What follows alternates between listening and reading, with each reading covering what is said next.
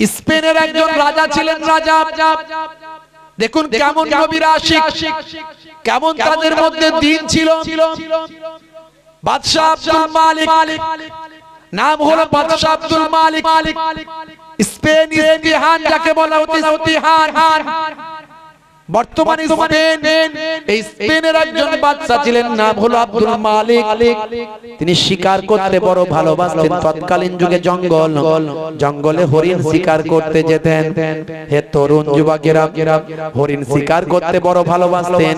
তিনি হরিণ শিকার করতে জঙ্গলে যেতেন। হে তরুণ যুবকেরা, একদিন সৈন্যদের নিয়ে হরিণ শিকারে বেরিয়েছেন। জঙ্গলের পাশে একটা ঘর, একটা গ্রাম, সেই গ্রামে তিনি অপেক্ষা করেছেন, স্টে করেছেন, সৈন্যদেরকে পাহারায় রেখেছেন। তিনি জঙ্গলের ভিতরে জঙ্গলে হরিণ শিকার করতে বেরিয়েছেন। এমন সময় দেখতে পাওয়া যায় ওই গ্রামে একটা ভাই আমার বিধবা মহিলার বাড়ি ছিল। স্বামী নাই, স্বামীহীনা বিধবা নারীর ঘর ছিল। তার 3টে সন্তান ছিল। হে তরুণ যুবকেরা, 3টে সন্তানকে নিয়ে ওই বিধবা নারী তার একমাত্র রুজি রুটির একটা উপকরণ, সেটা হলো একটা গাভী। যে গাভী দুধ দান করত, সেই দুধ পান করে, দুধ বিক্রি করে ওই বিধবা মহিলা অনেক কষ্টে তার সন্তানদের লালন পালন করত। হে তরুণ যুবকেরা, হে আমার মুরব্বিয়ানেরা, ভাই আমার দোস্ত আমার, এমন সময় বাদশা আব্দুল মালিক ভাই আমার তার ভাই আমার সৈন্যরা ওই গ্রামে দেখলো খাবার খেতে হবে, কি করা যায়। ওই বিধবা মহিলার গাভীটা সামনে দেখতে পেল। ওই গাভীটাকে তারা ধরে নিয়ে আসার চেষ্টা করলো। ওই বিধবা মহিলা অনেক হাতে পায়ে ধরলো, এটাই আমার একমাত্র রুজি রুটির উপকরণ, এটা আমার এতিম বাচ্চাদের খাওয়া দাওয়ার উপকরণ। এই দুধ বিক্রি করে দুধ খাইয়া আমার সন্তানদের মানুষ করি। আমি বিধবা নারী, আমার স্বামী নাই, ইনকামের কোনো উপকরণ নাই। হে বাদশার মহান সুলতান, মহান বাদশার সৈন্য, আপনারা আমার এই উপকরণটা, আমার গাভীটাকে জবা করে খাবেন না।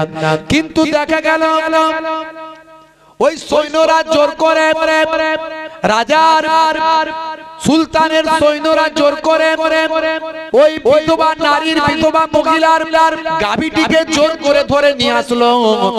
ভাই আমার জোর করে তাকে তাড়িয়ে দিল। ওই গাভীটিকে ধরে নিয়ে আসলো, নিয়ে এসে জবা করে তারা আনন্দ করে খেয়ে নিল। এদিকে ভাই আমার সুলতান আব্দুল মালিক তিনি চলে গেছেন বাবা শিকারে, তিনি চলে গেছেন জঙ্গলের ভিতরে হরিণ শিকার করতে গেছেন কিছু জন সঙ্গী সাথী নিয়ে। হে তরুণ যুবকেরা, হে আমার মুরব্বিয়ানেরা, ওই বিধবা মহিলা থরথর করে কাঁপতে লাগলো, যেন মনে হলো আকাশ থেকে আমার মাথাতে আকাশটা ভেঙে পড়ল। হে জওয়ান যুবকেরা, হে আমার বন্ধুরা, হে আমার মুরব্বিয়ানেরা, আমার আল্লাহ কোরআন মাজিদে জানিয়ে দিয়েছেন, হে দুনিয়ার মানুষ শুনে রেখে দাও, জেনে রেখে দাও, হে দুনিয়ার মানুষ কোন মানুষকে কষ্ট দেবে না, কোন মানুষের ক্ষতি করবে না। আমার আল্লাহ জানিয়েছেন, দয়ার নবী জানিয়ে দিয়েছেন। মুসলমান একটুখানি শুনে রেখে দেন, জেনে রেখে দেন। এমন সময় ওই বৃদ্ধা মহিলা ঝরঝর করে কাঁদতে লাগলো। বেশ কিছু সময় কেটে গেল, তারপর তার মাথায় আসলো, বাদশার কাছে যদি আমি জানাতে পারি, বাদশা কিন্তু ন্যায় বিচারক বলে আমি জানি। ওই বিধবা নারী চিন্তা করলেন বাদশা কোন দিক দিয়ে আসবে। শেষে খবর পেলেন বাদশা ব্রিজের উপর দিয়ে তার প্রাসাদের দিকে যাবেন। এমন সময় ওই বিধবা নারী সুলতানের অপেক্ষায় ওই ব্রিজের উপর গিয়ে, পোলের উপর গিয়ে অপেক্ষা করলেন। পুলেতে গিয়ে অপেক্ষা করছেন ঘন্টার পর ঘন্টা। নিশ্চয়ই বাদশা শিকার থেকে ফিরবেন এই ব্রিজের উপর দিয়ে, তার সঙ্গে ফয়সালা আমি এই ব্রিজে পোলের উপর করব। হে জওয়ান যুবকেরা, হে আমার বন্ধুরা, হে আমার মুরব্বিয়ানেরা, শুনে রেখে দিন বাবা সেই সময় দেখতে পাওয়া যায় ওই বিধবা নারী অপেক্ষা করছেন যথা সময়ে সুলতান আব্দুল মালিক তিনি ঘোড়ার উপর সওয়ার হয়ে কয়েকজন সৈন্যকে সঙ্গে নিয়ে ওই ব্রিজের উপর দিয়ে তার প্রাসাদের দিকে বাড়ির দিকে যাচ্ছেন। সেই সময় ওই বৃদ্ধা মহিলা ভাই আমার ওই বিধবা নারী বিধবা মহিলা হঠাৎ করে সেই ব্রিজের পোলে দাঁড়িয়ে উঠলেন। দাঁড়ান হে মহান সুলতান, আপনি দাঁড়ান। হে সুলতান আন্দালুস, হে আন্দালুসের সুলতান, হে ইস্পাহানের সুলতান, আপনি অপেক্ষা করুন, একবার দাঁড়ান। আমার বিচার কি আপনি এই পোলেতে করবেন না আমার বিচারটা পুলসিরাতে এর পোলেতে করবেন? এই কথা শোনার সঙ্গে সঙ্গে সুলতানা ঠিক থাকতে পারলেন না। হে মহিলা, হে মা তুমি একই কথা বলছো? এই পোলেতেই তোমার বিচার হবে। পুলসিরাতের পোলে বিচার করার ক্ষমতা আমি সুলতানের সেদিন থাকবে না। সেদিন আমার বিচার করার ক্ষমতা থাকবে না, বিচার হলেই পোলেতেই হবে। বন্ধুরা আমার, তরুণ যুবকেরা আমার, সেই সময় দেখতে পাওয়া যায় ওই বিধবা নারী বললেন, হে মহান সুলতান, আপনি ন্যায় বিচারক, আমি জানি আমার একটা বিচারটা আপনাকে এখনই করতে হবে। কি বিচার মা? বলো তোমার কি বিচার চাও?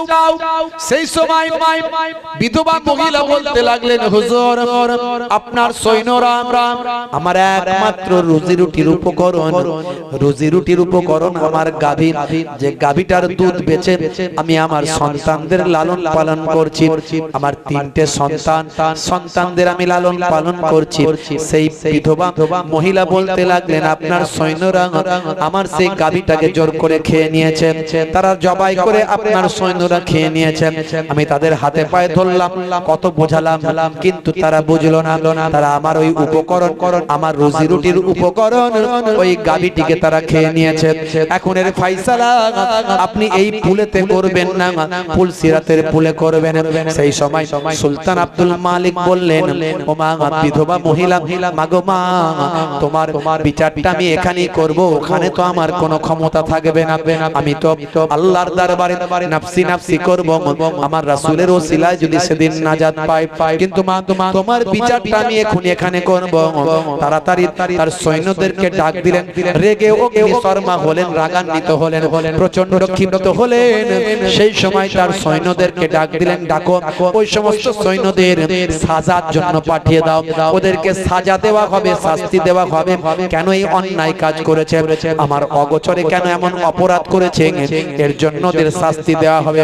অন্য সৈন্যদের বললেন, হে সৈন্যরা শুনে রেখে দাও, একটা গাভীর পরিবর্তে এই বিধবা নারীকে 70টা গাভী দান করে দাও।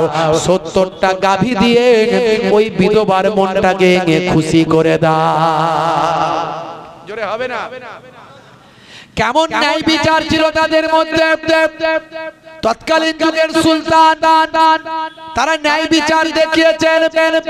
এই জন্য মানুষ দলে দলে সুলতানের কাছে এসেছে, নবীর ভক্ত হয়েছে, বিশ্ব নবীর শিষ্য হয়েছে। হে তরুণ যুবকেরা, হে আমার মুরব্বিয়ানেরা, আমাদেরকে দয়ার নবীর সুন্নাত দেখাতে হবে। তারা সুন্নাতটাকে নবীর নিয়েছিলেন। এই সুলতান থেকে শুরু করে ভাই আমার দোস্ত, আমার সাহাবায়ে কেরামদের জীবনী পড়লেও আপনি পাবেন। ভাই আমার আল্লাহর ওলি বান্দাদের জীবনী পড়লে আপনি পাবেন তারা কেমন করে সুন্নতকে গ্রহণ করেছেন, নিজেদের জীবনকে উৎসর্গ করেছেন, তবু আল্লাহ এবং রাসূলের হুকুমটা তারা ছাড়েন না। যাদের ভিতরে সুন্নত পাওয়া যায় তারা কেউ পথহারা হয় না। রাসূলের পথে যারা চলে দুনিয়ায় বাতিলের বাধা তারা মানে না। নিশীত রজনীতে সেজদাতে যায়, হুসাইনি তাদের নিয়ে ভাবনাতে রয়। বিপদের মাঝে তারা যতই পড়ুক, বিপদের মাঝে তারা যতই পড়ুক, রাসূলের তরিকা ছাড়ে না। যাদের ভিতরে সুন্নত পাওয়া যায় তারা কেউ পথহারা হয় না। মুসলমানের ছেলে বলে এবার তাড়াতাড়ি মসজিদ তলা থেকে পালা, সব মাচাতে যাই, ক্যারামটা খেলবো ভাই, সেখানে গিয়ে ফ্রি ফায়ার আর পাবজি গেম চালায়। কায়ামতের আলামত কোথায় পৌঁছে গেছে। আমাকে একজন একটা ছবি পাঠালো, হুজুর দেখুন মদিনা শরীফে ভাই আমার মসজিদে নববীতে বসে আছে, বসে বসে সেখানেও ফ্রি ফায়ার মোবাইলে ফ্রি ফায়ার গেম খেলছে। অন্য একজন সেটা আবার কপি করেছে, করে আবার পাঠিয়েছে। বুঝতে পারছেন কোথায় চলে গেছে আমাদের অবস্থা। কায়ামতের আলামত। আজকে মুসলমানের ঘরে ঘরে যুবকেরা ছেলেরা ভাই আমার free fire PUBG online game নিয়ে মত্ত হয়ে গেছে। আমি এর আগেও বলেছিলাম হারাম, আজও বলে যাচ্ছি হারাম। তোমাদের জীবনটা বরবাদ হয়ে যাবে এই সমস্ত গেমগুলো, এই সমস্ত অনলাইন গেম যদি তুমি চালাতে থাকো। শরীর চর্চা করে তুমি খেলাধুলা করো শরীর চর্চার জন্য, কোন রকম জুয়া, কোন রকম টাকার লেনদেন ছাড়া শরীর চর্চার জন্য খেলাধুলা করো, জায়েজ আছে। তুমি শরীর চর্চা করো, সারাক্ষণ ঘন্টার পর ঘন্টা যুবকেরা মোবাইল নিয়ে গেম খেলছে, ফ্রি ফায়ার, পাবজি, ক্যারাম, তাস, বিভিন্ন ভাবে। হে তরুণ যুবকেরা, আমার আল্লাহ নারাজ। মুসলমান এগুলো সব কিয়ামতের আলামত। ঘরে ঘরে গান বাজনা ঢুকে যাবে, ঘরে ঘরে অশ্লীলতা ঢুকে যাবে, জেনা ব্যভিচার ঘরে ঘরে প্রবেশ করবে।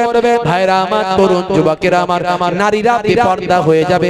স্বল্প পোশাক পরিহিত অবস্থায় নারীরা ঘুরে বেড়াবে। পুরুষেরা নারীদের অনুকরণ করবে আর নারীরা পুরুষদের অনুকরণ করবে।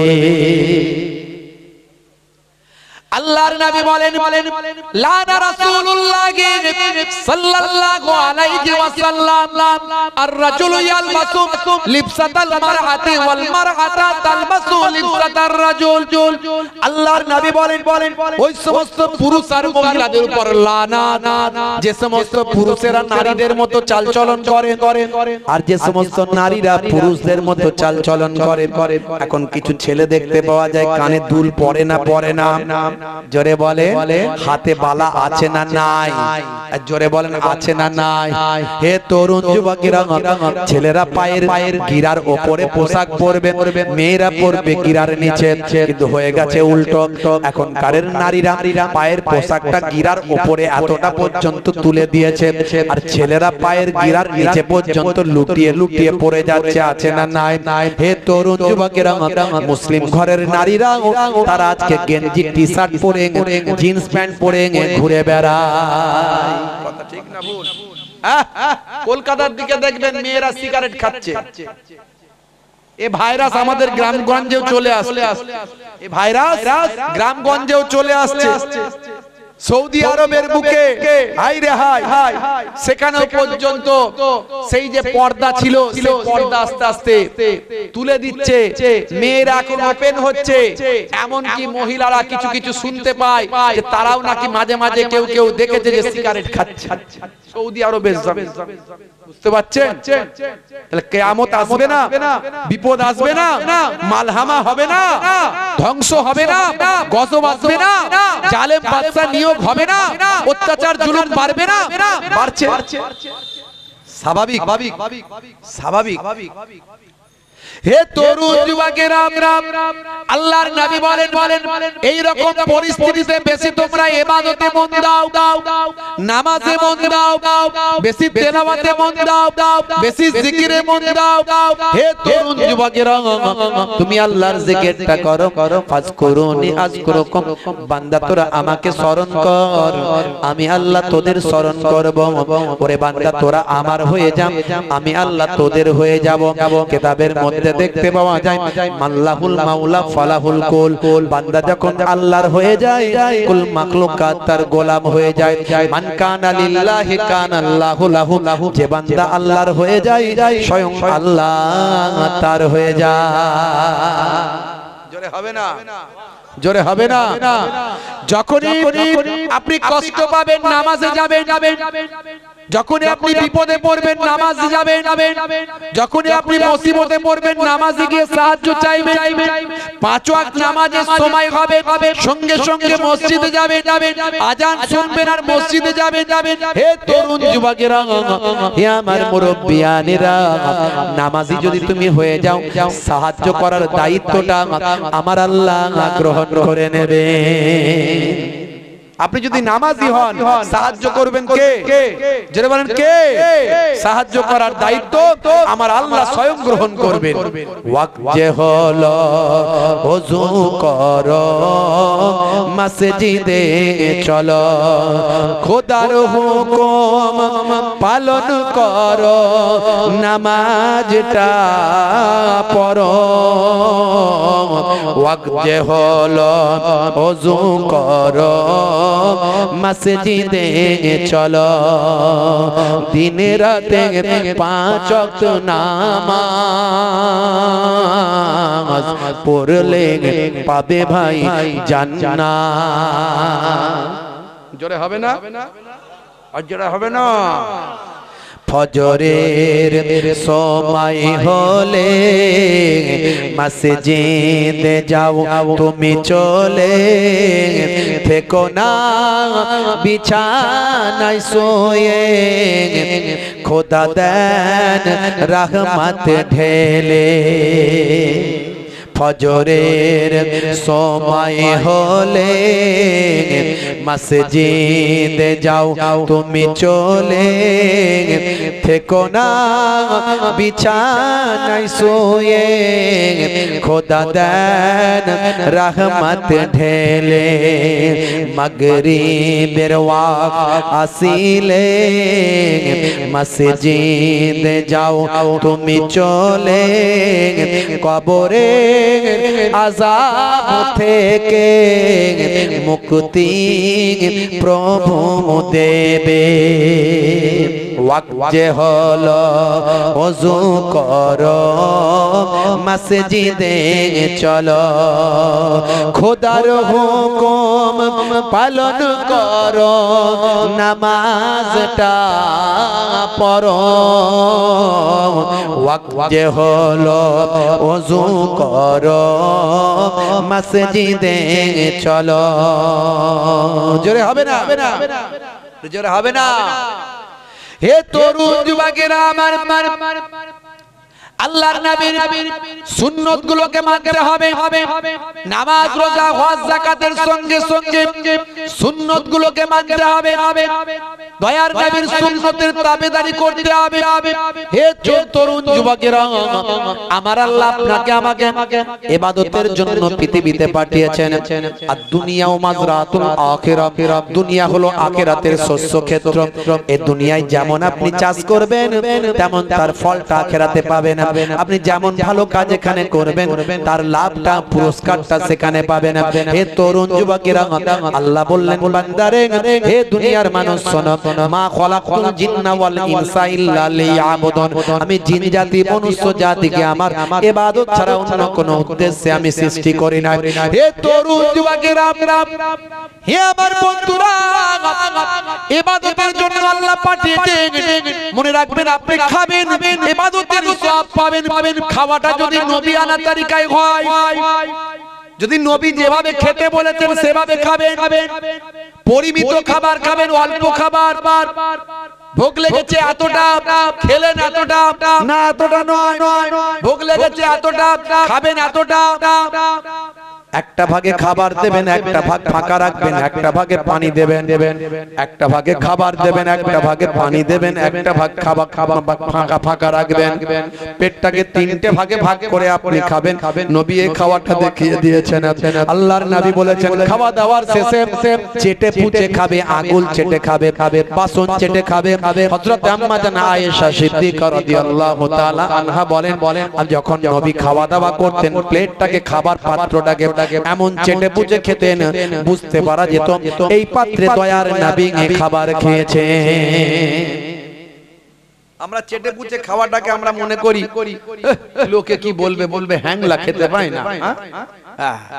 ও কে কি বললো দেখার দরকার না। হযরত ওমর ফারুক রাদিয়াল্লাহু তাআলা আনহু বলেছেন, আতরকু সুন্নতি বিকাউলি হুমাকা, আমি আহমকদের কথা শুনে আমি আমার সুন্নতকে ত্যাগ করে দেব। বোকারা কে কি ভাবলো দেখার দরকার নাই।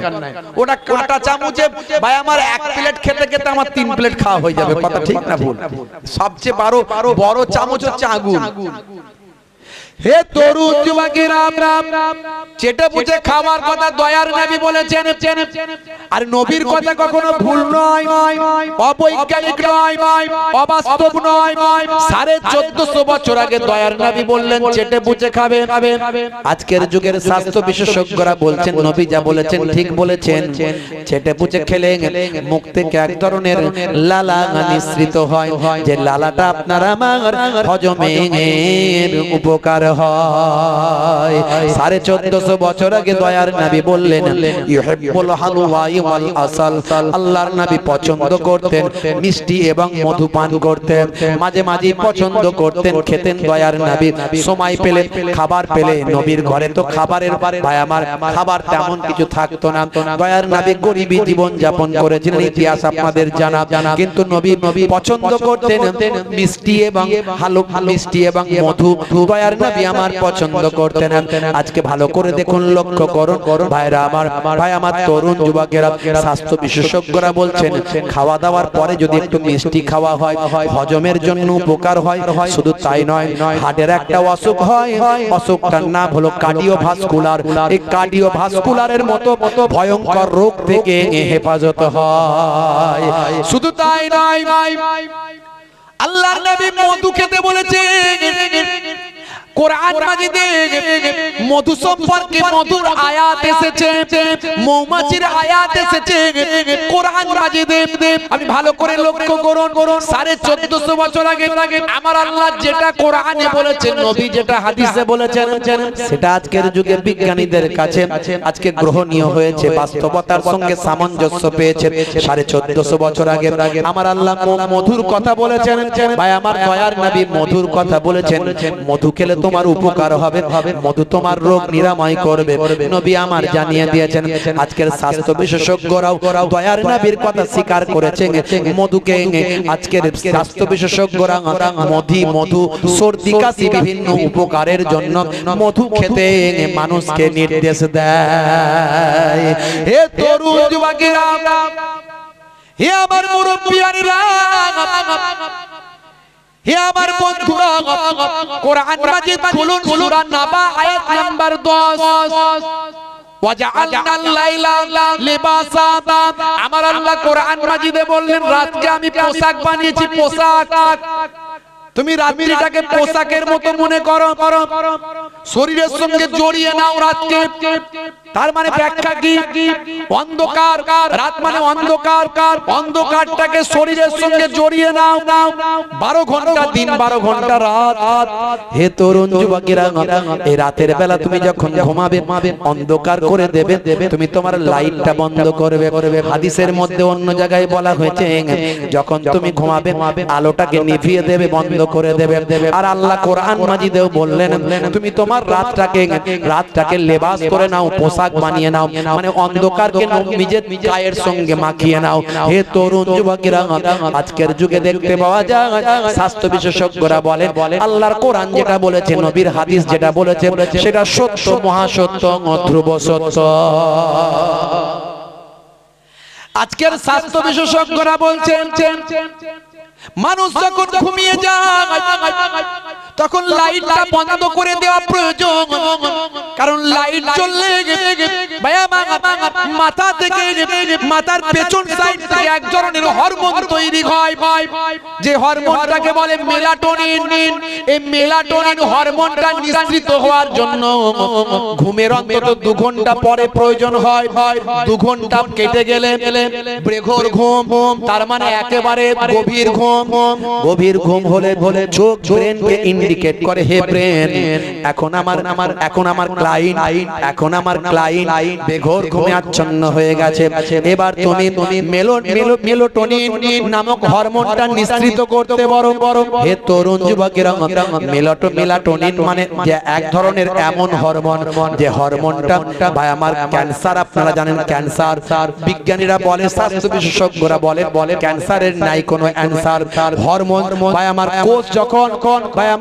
কোষ যখন শৃঙ্খলাবদ্ধভাবে বৃদ্ধি পায় এটা স্বাভাবিক, আর কোষ যখন বিশৃঙ্খলভাবে বৃদ্ধি পায় এটা হলো ক্যান্সার। ভালো করে বুঝবেন, আমাদের শরীরে কোটি কোটি কোষ আছে। এই কোষগুলো যখন বিশৃঙ্খলভাবে যখন বৃদ্ধি পায় এটা হলো ক্যান্সার। এই ক্যান্সারের নাই কোনো অ্যানসার। রে দিয়ে, লাইট দিয়ে, আলো দিয়ে কোটি কোটি টাকা খরচা করে, তারপরেও ক্যান্সার ভালো হওয়া খুব মুশকিল হয়ে যায়। হে তরুণ যুবকেরা, আমাদের মাথা থেকে, ব্রেন থেকে 5 ধরনের হরমোন বের হয়। 5 ধরনের, ডাক্তাররা বলছে 5 ধরনের হরমোন বের হয়। তার মধ্যে ক্যান্সার যাতে না হয় তার জন্য একটা হরমোন বের হয়, সেই হরমোনটার নাম হলো মেলাটোনিন। বুঝতে পারছেন? Melatonin hormone. হে তরুণ যুবকেরা, হে আমার বন্ধুরা, হে আমার মুরব্বিয়ানেরা, এটা গভীর ঘুম যদি না হয় মেলাটোনিন হরমোনটা কিন্তু বের হয় না। আর এই হরমোনটা বের হওয়ার জন্য আলো বন্ধ করার প্রয়োজন হয়। গভীর অন্ধকার ছাড়া এই হরমোন বের হবে না। চোখ যতক্ষণ না ব্রেনকে ইন্ডিকেট করবে, হে ব্রেন আমার ক্লায়েন্ট বেঘোর ঘুমে আচ্ছন্ন হয়ে গেছে, কোনো আলো নাই, কোনো লাইট নাই, একেবারে ঘুমকে লেবাস বানিয়ে নিয়েছে। ওয়াজআলনাল লিবাসা ওয়াজআলনাল লাইলা লিবাসা। আল্লাহ রাব্বুল আলামিন বলছে, আমি আল্লাহ রাতকে আচ্ছাদন করে দিয়েছি, লেবাস করে দিয়েছি, তোমরা তোমাদের শরীরের সঙ্গে ঢেকে নাও। হে তরুণ যুবকেরা, তার মানে রাতকে তুমি তোমার শরীরের চাদর বানিয়ে ফেলো, পোশাক বানিয়ে ফেলো। হে তরুণ যুবকেরা, আল্লাহর নবী বললেন লাইট বন্ধ করো। এই লাইট বন্ধ করার কারণে লাইট জ্বললে এই মেলাটোনিন হরমোনটা বের হয় না। স্বাস্থ্য বিশেষজ্ঞরা বলছেন 1450 বছর আগে আল্লাহর কোরআন যেটা বলেছেন আজকের যুগের বিজ্ঞান আর বাস্তবতায় প্রমাণ হয়ে যায়। মুরব্বিয়ানেরা, যুবকেরা, তাই বলি হে যুবকেরা, যারা রাতের বেলা রাতের পর রাত ঘন্টার পর ঘন্টা ধরে যারা ফ্রি ফায়ার পাবজি চালাও, অল্প দিনের মধ্যে অসুস্থ হয়ে যাবে। হে যুবকের, এখন রক্তের গরম আছে, চালিয়ে যাচ্ছ না। রাত 10টা 11টার পরে সমস্ত লাইট বন্ধ করে দাও। আর মোবাইল আর এই ট্যাব যে যাই হোক না কেন, এ থেকে এক ধরনের রিফ্লেক্স হয়, লাইট এক ধরনের চলে আসে। ভাই আমার, যে লাইটটা আপনার আমার চোখের ব্রেনের ক্ষতি করে, শরীরের ক্ষতি করে, যেখান থেকে ক্যান্সার হওয়ার সম্ভাবনাও দেখা যায়, বিভিন্ন পরীক্ষা নিরীক্ষার মাধ্যমে প্রমাণ হয়েছে। যুবকেরা, তোমরা রাত্রে 10টা 11টা 12টা বাজলে সমস্ত লাইটটা বন্ধ করে দাও, সমস্ত মোবাইলের আলোটা বন্ধ করে দাও, যদি ক্যান্সার থেকে বাঁচতে চাও। রাতের বেলার ঘুম আর দিনের বেলার ঘুম এক, বুঝতে পারছো? এই যে আমাদেরকে মানুষ চাই কি করব বলে, এত বলি রাত্রে জলসা করব না, মানুষ ছাড়ে না। একে দিয়ে ফোন, তাকে দিয়ে ফোন, লোকেরা বলে হুজুর এত দাওয়াত নেন কেন? বছরে 8 মাস জলসা, 7 থেকে 8 মাস জলসা করছি, কি করব? আমি নিতে চাই না। এমনি তো দিন জাগা মানুষ, আর এই জন্যই বলা যায় না। এখন চিন্তা ভাবনা অন্যরকম আছে, কতদিন পারবো জানি না, বুঝতে পারছে? না ঘুমালে মানুষের শরীর কখনো ঠিক থাকতে পারে না। যে যে জায়গায় জলসা হয় সারা রাত, আমি বারণ করি সারা রাত জলসা করবেন না। রাত্রে 12টা বেজে গেল, জলসা শেষ করে দেন। সন্ধ্যা থেকে 2টো হুজুর রাখবেন, ব্যাস মিটে গেল ঝামেলা। ঘুম মানুষের জন্য অপরিহার্য, আমরা বুঝি না তাই, বুঝতে পারছো? সেটা একদিন দুদিন বলে হুজুর আমরা একদিন জাগি, কিন্তু যে হুজুররা সারা সারা রাত জাগছে, ও দিন যতই দিনের বেলা ঘুমা, রাতের ঘুমের মতো হয় না কোনোদিন। আল্লাহ রাব্বুল আলামিন রাতকে ঘুমের জন্য বানিয়েছে। এগুলো আমরা ব্রেক করছি, আমাদেরকে চেঞ্জ হতে হবে। আমিও চেষ্টা করছি যাতে আগামী দিন আরো কন্ট্রোল করতে পারি। আমি নিজেই বলছি আর আমি নিজেই কন্ট্রোল করতে পারছি না। আবার আজকে এখান থেকে যাব এক জায়গায় প্রোগ্রামে, বুঝতে পারছি কি করব, মানুষ চাইছে যেতে হচ্ছে, সেগুলো কন্ট্রোল করতে হবে। আপনারাও করতে হবে, আপনাদেরও করতে হবে, আমাদেরও করতে হবে। আল্লাহর কোরআন রাসূলের হাদিস অনুযায়ী যদি আমরা চলি, আলহামদুলিল্লাহ দেখবেন কোনো সমস্যা হবে না। আমরা পারছি না চলতে। যে কথা বলছিলাম বাবা মার 1450 বছর আগে আল্লাহর নবী যা বলেছেন সবের মধ্যে বিজ্ঞান বাস্তবতা আছে। এগুলো হলো সুন্নাত। মাঝে মাঝে ঘরটা ঝাড়ু দেবেন, ওই ইয়াকুমুল বাইতা নবী আমার মাঝে মাঝে ঘরটা ঝাড়ু দিতেন।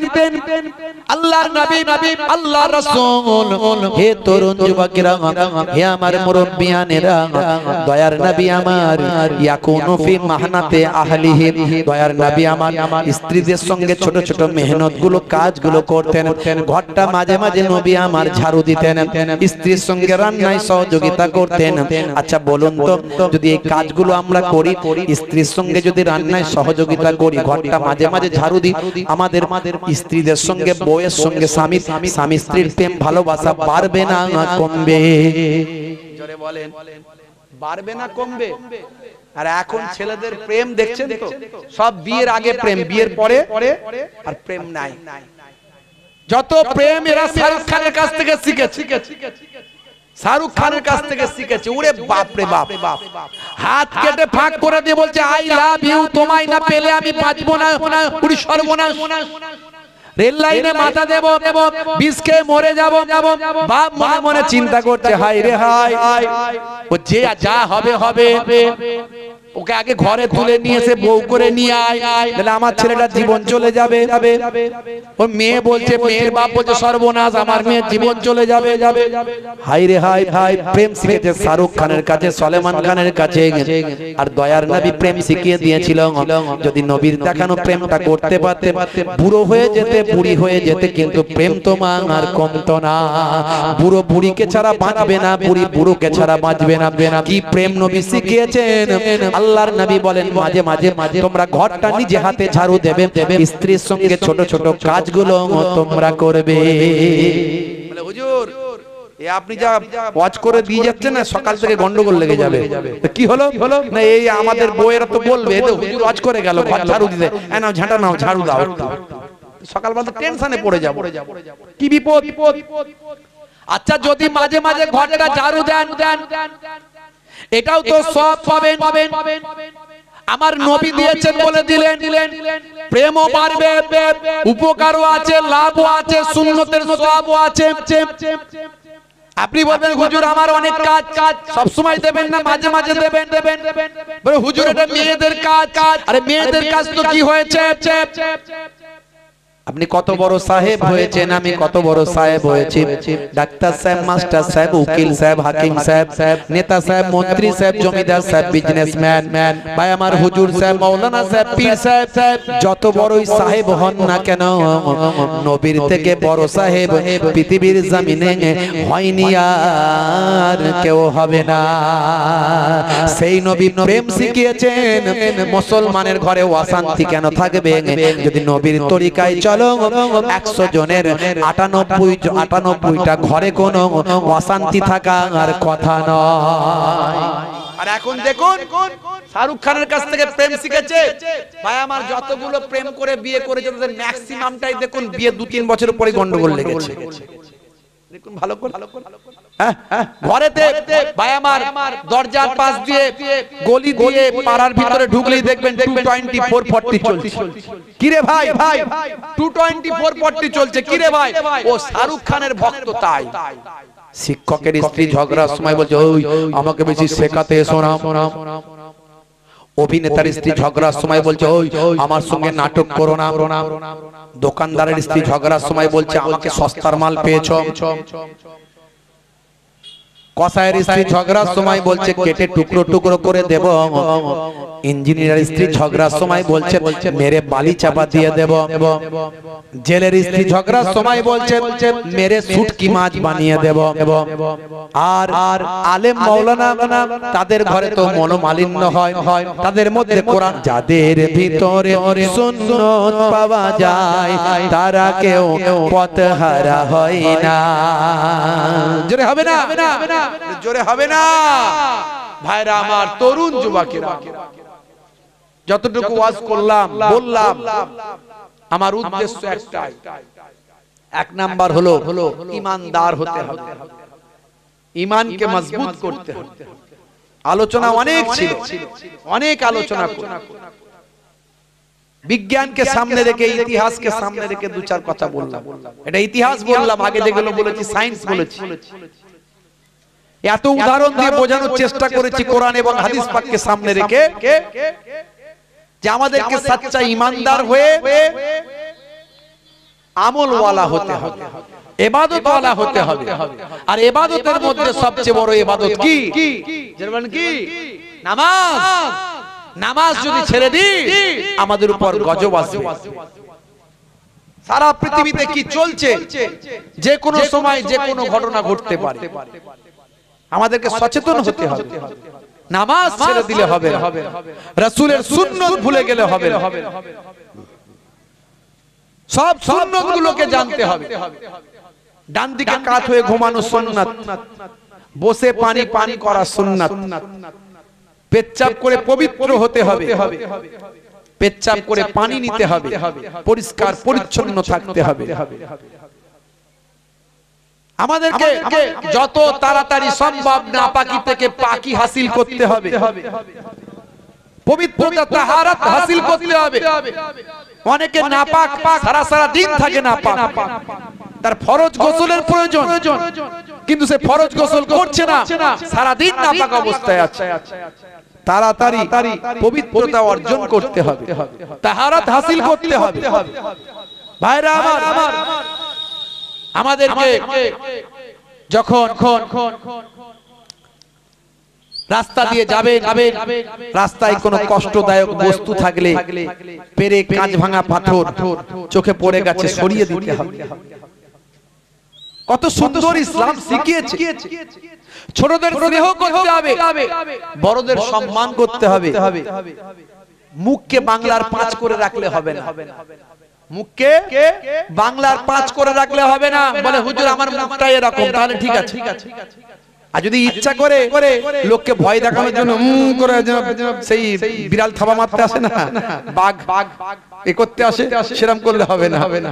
বুঝতে পারছো? অনেকে দেখবেন বলে ও হুজুর একটুখানি ভয়ঙ্কর সেজে থাকতে হয়, নালে লোকে মানবে না। কে মানলো না মানলো দেখার দরকার নাই। আমার নবী বলেছেন সব সময় আমার নবী মিষ্ট চেহারায় থাকতেন এবং এত হাসি খুশির মধ্যে থাকতেন। নবী আমার মিষ্টি কথা বলতেন, নবী ভাই আমার মিষ্টি ব্যবহার করতেন। এই মিষ্টি ব্যবহার, মিষ্টি কথা, পোলাইট আখলাক তোমার মধ্যে দেখাতে হবে। সব সময় ভয়ঙ্কর চেহারা নিয়ে থাকবেন না, মিষ্টি কথা বলবেন, হাসি মুখে থাকবেন। আমার নবীর দরবারে বাচ্চারা, বৃদ্ধরা, বৃদ্ধারা পর্যন্ত খোলামেলা আমার নবীর কাছে আসতে পারত। জোরে বলুন সুবহানাল্লাহ। আর আপনি এমন ভয়ঙ্কর চেহারা ধরে আছেন, আপনার কাছে যাওয়া তো দূরের কথা, দূর থেকে দেখলেই ভয় পেয়ে যাবে, রেগে আছে মনে হয় মারবে গেলে। কথা ঠিক না? থাকবেন না, মিষ্টি কথা বলবেন। ছোট বাচ্চাদের দেখলে গায়ে মাথায় হাত বুলাবেন, স্নেহ করবেন। এতিম বাচ্চা দেখলে কিছু পারেন দিতে না পারেন, একটু মাথায় হাতটা হলেও বুলিয়ে দেবেন। হাদিস পাকের মধ্যে এসেছে, হাদিস পাকের মধ্যে এসেছে মাথায় যতটা হাত বোলাবে, হাতের তালুতে যতগুলো চুল লাগবে ততগুলো সওয়াব আপনার নামাজ আমলে আল্লাহ দান করে দেবে। জোরে হবে না? বাপের আমার, ফরজ, হুকুম, ইবাদত, নামাজ, রোজা, হজ, যাকাত, আর এদিকে সুন্নতগুলো ছোট ছোট কাজ করুন। জীবনটাকে পাল্টে ফেলুন। সুন্নতগুলোর মধ্যে সবচেয়ে বড় সুন্নত মুখের দাড়ি। দাড়িটা ছোট হলেও রাখুন। অনেক দাড়ি নিয়ে আলোচনা করেছি, ওয়াজ করেছি, কি সায়েন্স আছে তাও বলেছি। ছোট হলেও রাখুন। আজ মারা গেলে কাল দুদিন হয়ে যাবে, 3 দিন পরে কেউ খবর রাখবে না। গোর গোর সওয়াল, গোর গোর জবাব। কবরে যাওয়ার পরে মুনকার নাকির 3টে প্রশ্ন করবে। আপনার মুখে যখন দেখতে পাবে বলবে মান রব্বুকা, দেখতে পাবে মুখে দাড়ির দেখা। আজকে তো নায়ক, গায়ক, খেলোয়াড়, প্লেয়ার, ভাই আমার, বিজ্ঞানী, ডাক্তার, নেতা, মন্ত্রী, তারা মুখে দাড়ি রাখছে। তারা ফ্যাশন মনে করে, কেউ সৌন্দর্য মনে করে রাখছে। আর আমরা রাখবো দেখতে ছোট হোক আর বড় হোক। এখন বড় রাখতে পাচ্ছেন না, একদিন বড় রাখবেন নিশ্চয়। এখন ছোটই রাখুন, যদি একান্ত না রাখতে পারেন ছোটই রাখুন, কিন্তু রাখুন নবীর সুন্নাত মনে করে রাখুন, ফ্যাশন মনে করে নয়। মুনকার নাকির ফেরেশতা যখন বলবে মান রব্বুকা, দেখতে পাবে মুখে দাড়ির দেখা। হতে পারে ওই দাড়িটাই হবে নাজাতের জারিয়া। সুন্নাত গুলোকে মেনে চলুন বাপ। ভাইরা আমার, দোয়া রাখবেন। ভাইরা একটু বলেছে একটু চাঁদার কথা, একটুখানি যা পারেন আপনারা একটু বলবেন। একটুখানি এই পাক মাহফিলটার জন্য একটুখানি ভাইরা অনুরোধ করেছে যে হুজুর জালসা করতে অনেক পয়সা খরচা,